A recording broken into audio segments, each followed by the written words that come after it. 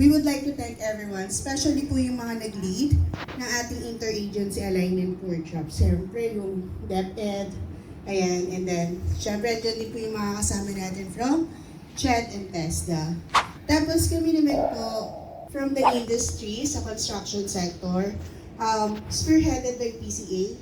Nung Monday po, kasama natin si Sir Jun Elepanyo, our former president, Sir Earl Sagales, our program manager, and then sa mga company represented po ng PCA, yung Philippine Contractors Association natin, we have PMCI.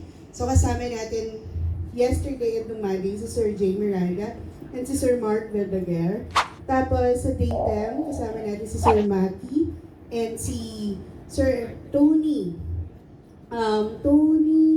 Siba Luca, and then sa Mega White po, represented by Sir Lino Villanueva, Sir Paul Relieta, and yours truly, Chelsea Relia. So, first, dun sa interagency alignment na nagawa po natin, kami as construction sector, may voice out po namin yung needs and gap ng ating industry.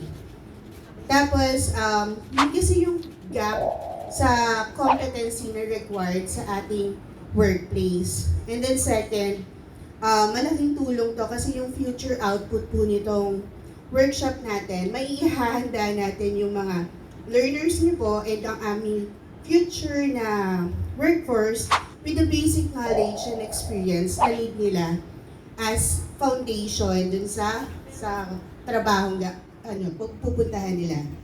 And then, nung Monday and Tuesday po, in terms dun sa workshop natin, nireview po natin yung residential construction na nakita natin na hindi siya applicable by the title itself. So, ginawa po namin siyang construction operation. Monday din po, nireview natin yung technical drafting kahapon, carpentry, and yung mamaw natin o yung welding natin. Dun sa group 1, we discussed thoroughly each part ng ating curriculum guide to the application sa ating workforce. So from course description, content standard, and performance standard from Q1 to Q4. So, sine-check po namin kung applicable ba yung mga topics and kung kasya talaga siya sa 80 hours per quarter. Kasi binabangga din namin siya together with the TESDA kung at the end of this quarter or at the end of this year, grade 11, grade 12, kaya nila makapag-national assessment. So far, naging fruitful naman po yung naging discussion ng team namin. And ang wish and pray na lang po namin sa construction industry is after nga review nitong improvement natin ng mga curricula natin, mas magiling to the eyes of our learners, your learners, and our future workforce, ang construction industry.